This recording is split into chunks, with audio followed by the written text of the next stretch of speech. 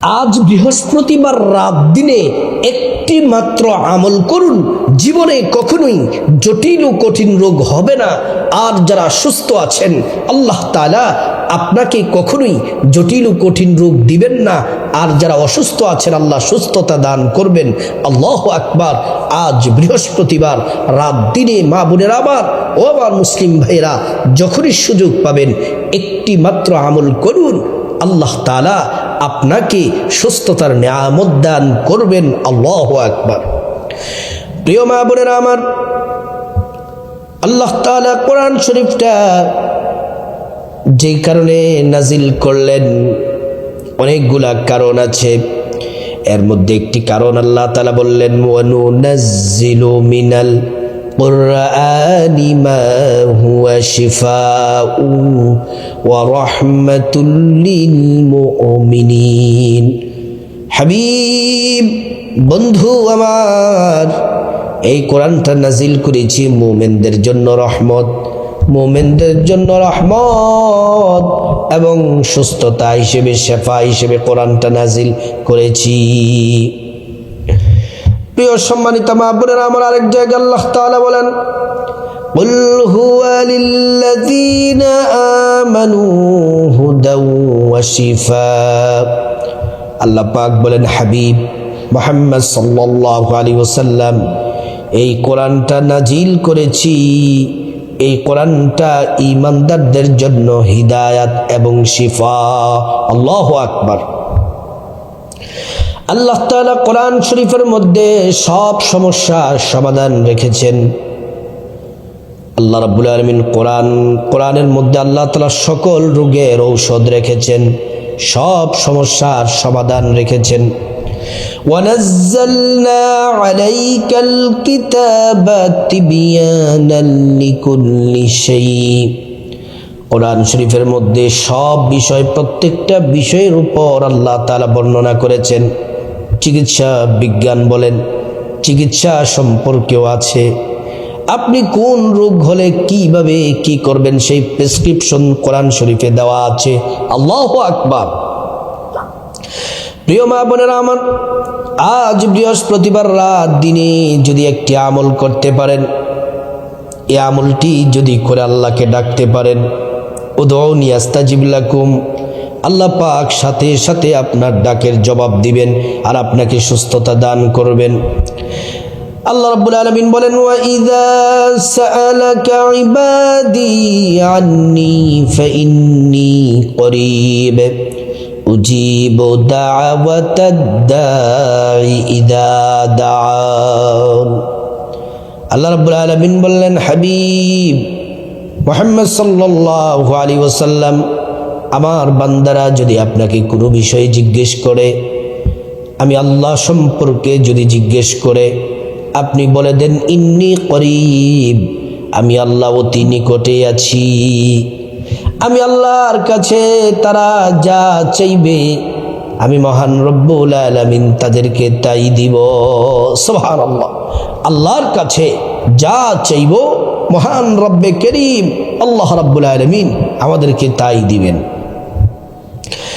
প্রিয় হাজরিন আমার মা বোনেরা, এজন্য আজ বৃহস্পতিবার রাত দিনে যে আমলটি করবেন এটা হচ্ছে সূরা ফাতিহার আমল। আমলটি কিভাবে করবেন সেটা বলার আগে নিয়ম পদ্ধতি সহজভাবে বলে দিব। সেটার আগে সূরা ফাতিহার 3টি ফজিলত শুনেন। এই সূরাতুল ফাতিহার অনেকগুলো নাম আছে, যেমন এই সূরার নাম একটি নাম হলো সূরা ফাতিহা, এমন করে সূরা ফাতিহার আরেক নাম হলো সূরাতুদ দোয়া, এটা দোয়া। এই সূরাটা কি, সূরা ফাতিহাটাকে দোয়া বলা হয়েছে। এই সূরা ফাতিহার আরেকটা নাম হলো সূরাতুশ শিফা। আল্লাহু আকবার। রোগ থেকে মুক্তির সূরা।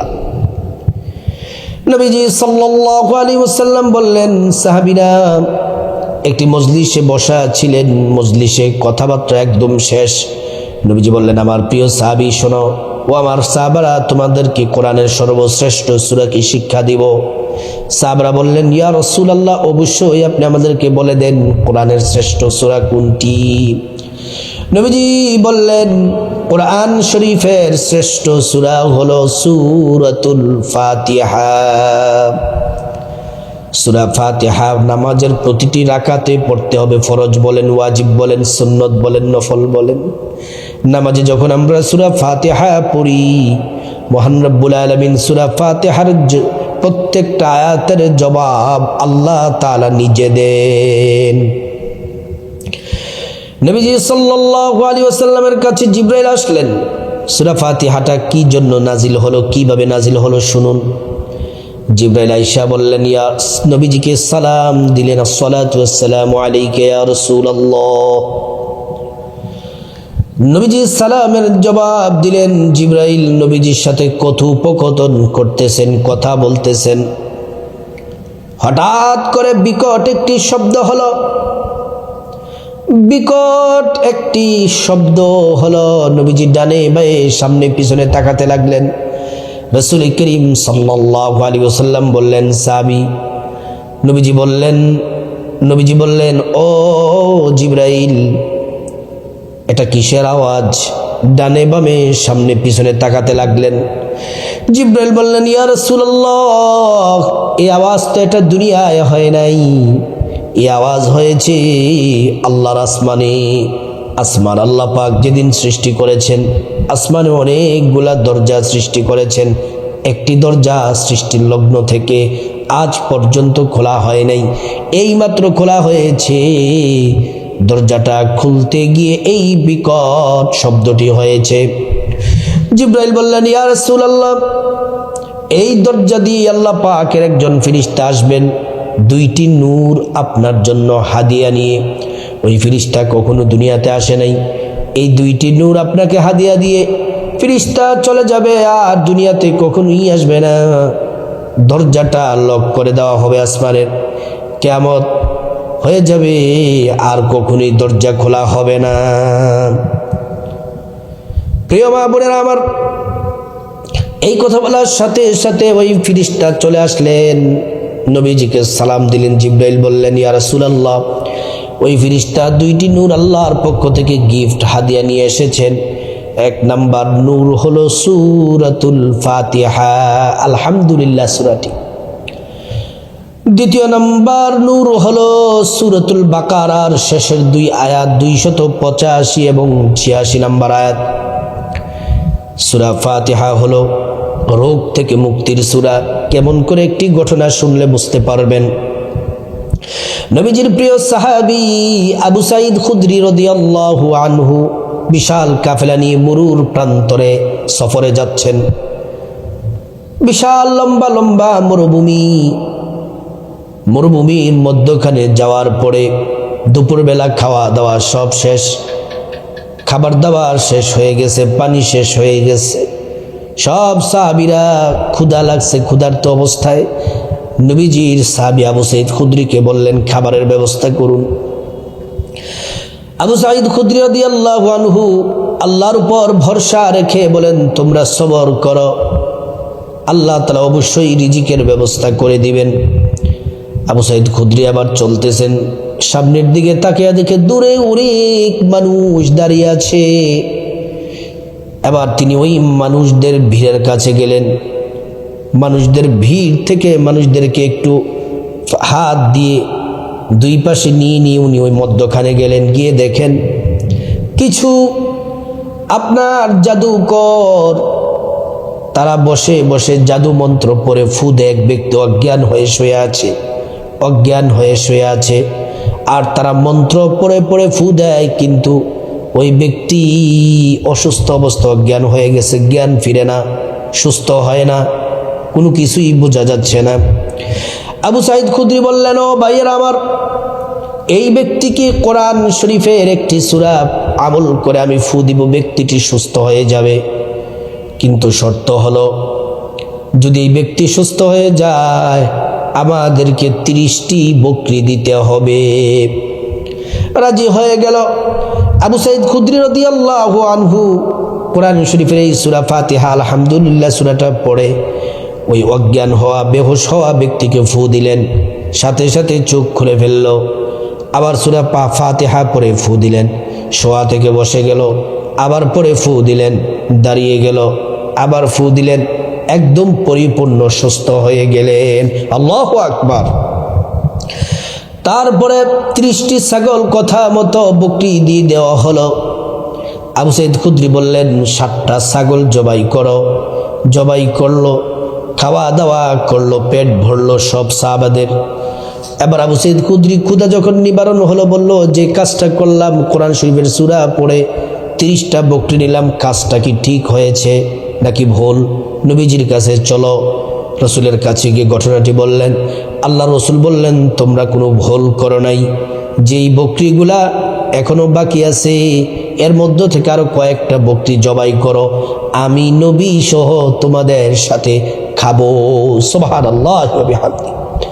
প্রিয় বাবুরেরা, সূরা ফাতিহার আমলটি কিভাবে করবেন আজ বৃহস্পতিবার রাত দিনে? এই সূরা ফাতিহার একটি আমল যদি করতে পারেন, জীবনে কখনোই জটিল ও কঠিন রোগ হবে না। আর যাদের জটিল ও কঠিন রোগ আছে, আল্লাহ পাক সুস্থতা দান করবেন। 1 নম্বরে সর্বপ্রথম আপনি সুন্দর করে ওযু করবেন। কিভাবে আমল করবেন শুনুন। ওযুটা নবীর তরিকায় করবেন। ওযু করার শুরুতে পড়ে নেবেন বিসমিল্লাহির রহমানির রহিম। প্রিয় মা বোনেরা আমার, ওযুটা নবীর তরিকায় করলে 2টি পুরস্কার আল্লাহর পক্ষ থেকে পাবেন। 1 নাম্বার পুরস্কার হলো ওযুর পানির সাথে আপনার গুনাহগুলা সব ঝরে ঝরে পড়ে যাবে।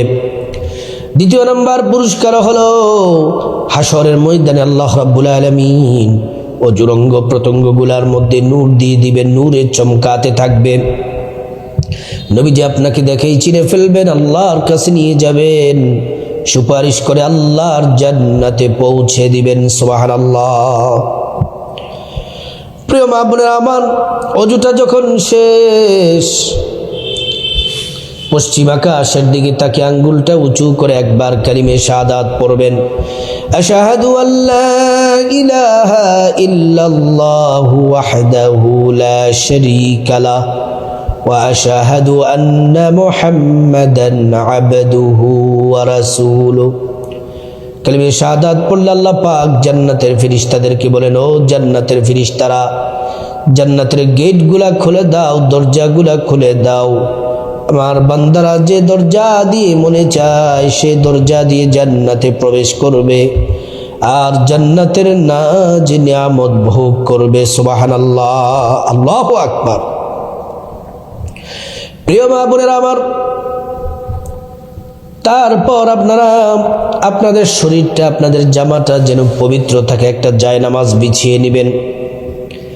জায়নামাজ বিছিয়ে আপনি জায়নামাজটা বিছিয়ে সর্বপ্রথম যে কাজ করবেন, ছোট্ট একটা পানির বোতল অথবা 1 গ্লাস পানি, বিশুদ্ধ খাবারের পানি আপনার জায়নামাজের পাশে রাখবেন।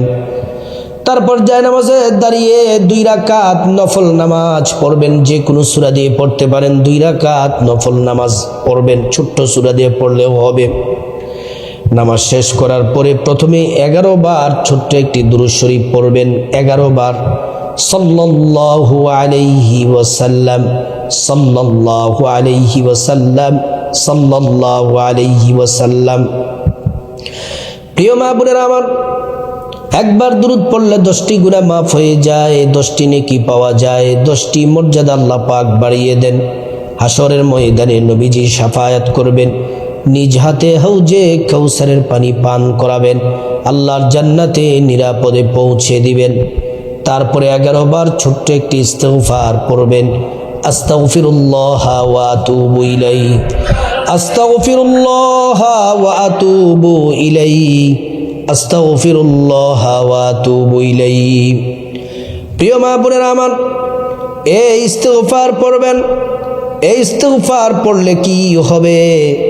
এই ইস্তিগফার যদি পড়েন, আল্লাহ রাব্বুল আলামিন 5টি পুরস্কার আপনাকে দিবেন। 1 নাম্বার পুরস্কার হলো জীবনের সব গুনাহগুলো আল্লাহ পাক মাফ করে দিবেন। 2 নাম্বার টাকা পয়সা, ধন দৌলত, রিজিক, খাবার দাবার দিয়ে আল্লাহ পাক ধনী বানিয়ে দিবেন। 3 নাম্বার নেক সন্তান দান করবেন। 4 নাম্বার জান্নাতে প্রবেশ করাবেন। 5 নাম্বার জান্নাতের নহর থেকে শরবত পান করাবেন। প্রিয় মা বোনেরা আমার, তারপরে আপনারা সূরাতুল ফাতিহা এভাবে পড়বেন, আউযু বিল্লাহি মিনাশ শাইতানির রাজীম, বিসমিল্লাহির রহমানির রহিম, আলহামদুলিল্লাহি রাব্বিল আলামিন, আর রহমানির রহিম, মালিকি ইয়াউমিদ্দিন, ইয়্যাকা না'বুদু ওয়া ইয়্যাকা নাস্তাঈন, ইহদিনাস সিরাতাল মুস্তাকিম, সিরাতাল্লাযীনা আন'আমতা আলাইহিম গায়রিল মাগদুবি আলাইহিম ওয়ালাদ-দাল্লিন, আমিন। এমন করে আউযু বিল্লাহ বিসমিল্লাহ পড়ে পানির গ্লাসের ওই পানির মধ্যে বিসমিল্লাহির রহমানির রহিম বলে ফু দিবেন। 7 বার সূরা ফাতিহা পড়ে আলহামদু সূরা পড়ে 7টি ফু দিবেন। তারপরে 11 বার আবার দুরূদ শরীফ পড়বেন, সাল্লাল্লাহু আলাইহি ওয়াসাল্লাম, সাল্লাল্লাহু আলাইহি ওয়াসাল্লাম। তারপরে দুরূদ শরীফ পড়ার পর আল্লাহুম্মা আমিন বলে মুনাজাত দিবেন, চোখের পানি ছেড়ে দিবেন। 3 বার পড়বেন, ইয়া যাল জালালি ওয়াল ইকরাম, ইয়া যাল জালালি ওয়াল ইকরাম, ইয়া যাল জালালি ওয়াল ইকরাম। তারপর আল্লাহর কাছে গুনাহ মাফ চাইবেন, আপনার গুনাহ মাফ চাইবেন, মা বাবা ভাই বোন স্ত্রী ছেলে মেয়ে আপনজন আত্মীয় স্বজন সবার গুনাহ মাফ চাইবেন। প্রত্যেকের গুনাহগুলো আল্লাহ পাক মাফ করে দিবেন। তারপর আল্লাহ রাব্বুল আলামিনের কাছে আপনি বিপদ থেকে মুক্তি চাইবেন, ঋণ থেকে মুক্তি চাইবেন, অভাব অনটন থেকে মুক্তি চাইবেন, জাহান্নাম থেকে মুক্তি চাইবেন, আযাব গজব থেকে মুক্তি চাইবেন। প্রত্যেকটা দোয়া আল্লাহ পাক কবুল করবেন। তারপর আপনার যত চাওয়া আছে, হাজত আছে, আল্লাহকে বলবেন, আল্লাহ আমি অসুস্থ, ক্যান্সার, ডায়াবেটিস, হার্টের সমস্যা, কিডনিতে সমস্যা, শরীর ব্যথা, মাথা ব্যথা, মা বোনদের যত শারীরিক সমস্যা আছে আল্লাহকে বলবেন, আল্লাহ সুস্থতা দান করবেন। তারপর আপনার যা কিছু চাওয়া আছে, টাকা পয়সা, ধন দৌলত, রিজিক, খাবার দাবার, নেক হায়াত, নেক সন্তান, নেক পরিবার, পরকালের জান্নাত, সব দোয়া কবুল করবেন। তারপর আল্লাহর কাছে আপনার মা বাবা আত্মীয় স্বজন পূর্বপুরুষ যারা কবরবাসী তাদের জন্য ক্ষমা চাইবেন, আল্লাহ পাক তাদেরকে ক্ষমা করে জান্নাতবাসী করে দিবেন। তারপরে এই পানিটা আপনি 6টা নিয়ম মেনে পানিটা পান করবেন। 1 নাম্বার, পানিটা বসে পান করবেন। 2 নাম্বার, ডান হাতে পানি পান করবেন। 3 নাম্বার, পানি পান করার শুরুতে বিসমিল্লাহির রহমানির রহিম পড়বেন। 4 নাম্বার, 3 ঢুকে পানি পান করবেন। 5 নাম্বার, পানি পান করা শেষে আলহামদুলিল্লাহ পড়বেন। আর 6 নাম্বার হচ্ছে পানিটা পান করার আগে তাকাবেন পানিটা পরিশুদ্ধ কিনা, ভালো কিনা। এই 6টা নিয়ম মেনে পানিটা পান করবেন। আর এই আমলটি কতদিন করতে হবে? প্রত্যেক সপ্তাহে আমলটি করবেন। বৃহস্পতিবারে, প্রত্যেক বৃহস্পতিবার অথবা শুক্রবার, যে কোনো দিনে আমলটি করতে পারেন।